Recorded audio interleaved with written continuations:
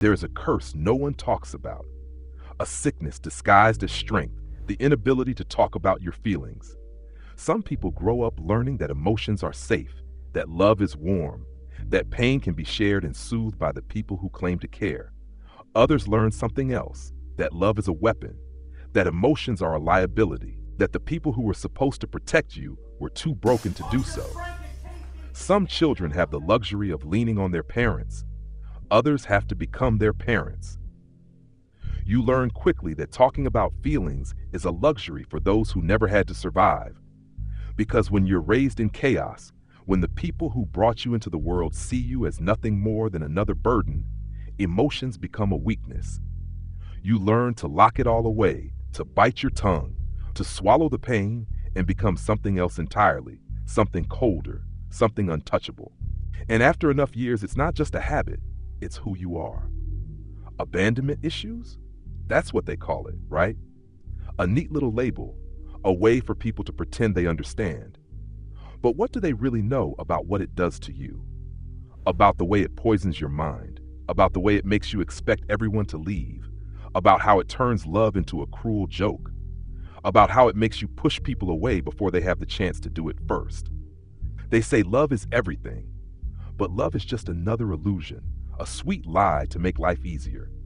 The truth? People love when it's convenient, when it benefits them, when it doesn't ask too much of them. But when the storm comes, when the demons come crawling out, that's when you see who's real. And the answer is always the same. No one stays. They'll tell you that being cold, that being heartless is a flaw. They'll tell you to soften, to open up, to heal. But the world isn't built for soft men. It isn't built for the ones who cry themselves to sleep at night. It isn't built for the ones who break down, who beg, who ache for something that will never come. The world is built by men who don't waste time feeling.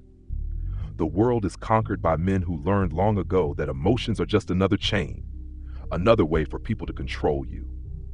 Compassion is beautiful, but it doesn't win wars. Love is sweet, but it doesn't build empires. Men who have seen the darkest parts of life don't waste time chasing illusions. They take what they need. They move forward, not because they want to, but because they have no choice. Because stopping means looking back, and looking back means drowning.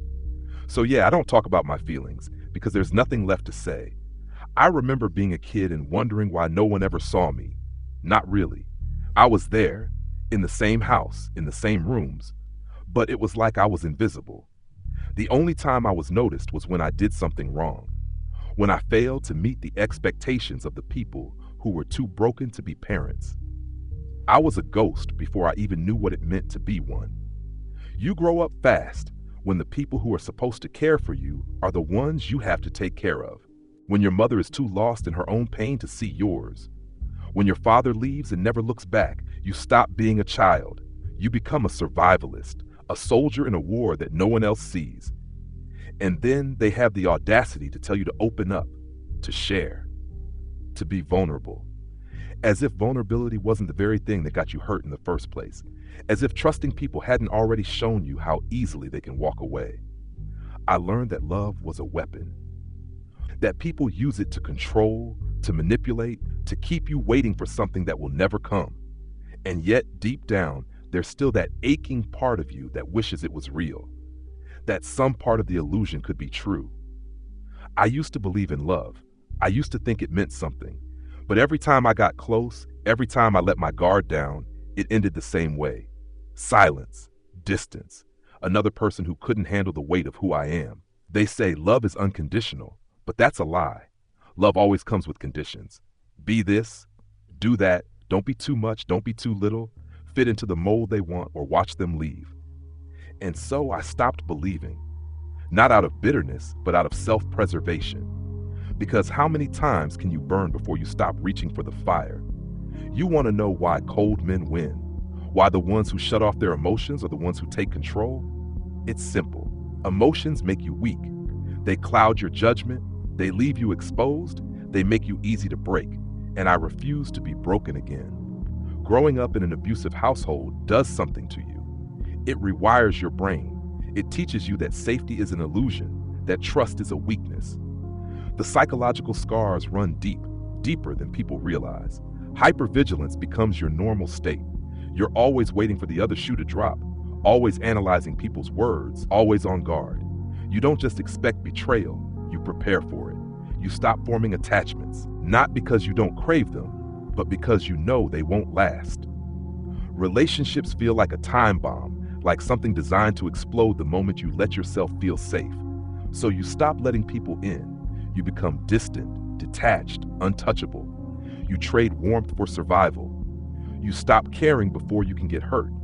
And the loneliness, it becomes a part of you. You convince yourself you don't need anyone, that being alone is better, that you prefer it this way.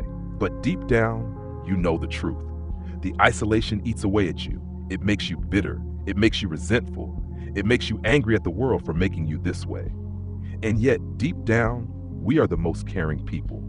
That's the paradox. We know love better than anyone because we never had it. We feel more deeply than most because we were denied it. But knowing the truth about relationships, being intelligent enough to see past the illusions, makes it impossible to believe in them. We don't think we can ever be loved. Not really. Not in the way we need. We are here only to suffer, to move forward, to build something out of nothing. We are the dangerous men of the world. The ones who have nothing to lose. The ones who don't break because we've already been broken. And when we rise alone. I didn't choose this. The world chose it for me. And now there's no going back. Not now. Not ever.